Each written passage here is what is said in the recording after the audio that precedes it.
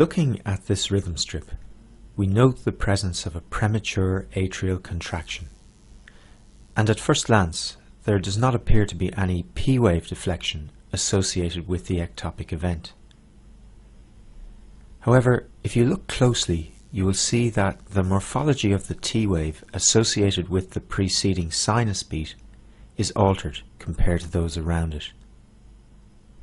We can explain this and introduce an important concept by watching events in the heart around the time of the ectopic. Starting with the preceding normal sinus beat, if we freeze events at this point, you can see that discharge from the ectopic focus has occurred during the late phase of ventricular repolarization associated with the preceding sinus discharge. Consequently, the ectopic P-wave has been recorded as a small second peak on the preceding T-wave. This is an example of fusion. Two electrical events in the heart have occurred at the same time and are recorded by the ECG machine. Their composite effect on the readout produces a fusion complex, which differs in morphology from the surrounding normal complexes. The effect can be much more subtle than shown here. In this example, the ectopic P-wave is not visible as a second peak, but is merely added to the height of the preceding T-wave deflection, producing a T-wave which is taller than normal. Searching for evidence of hidden P-waves in this way will become a very important skill when analysing arrhythmias. Note that the fusion of the waves observed in the example used here is purely an electrocardiographic phenomenon.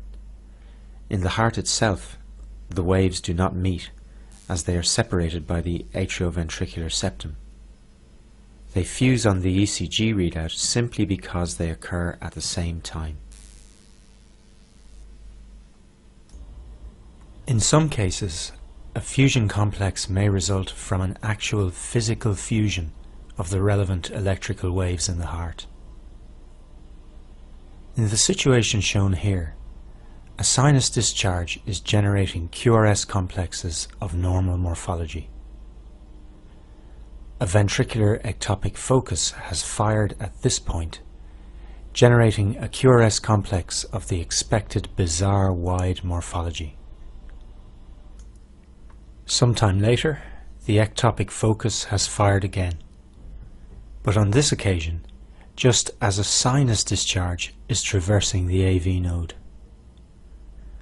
The ventricles are partially depolarized by the sinus discharge and partially by the ectopic wave.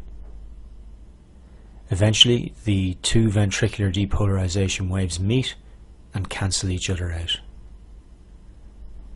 The QRS fusion complex generated will demonstrate features of both contributing QRS complexes. Identification of this type of fusion beat will be a crucial skill when we go on to analyze tachyarrhythmias.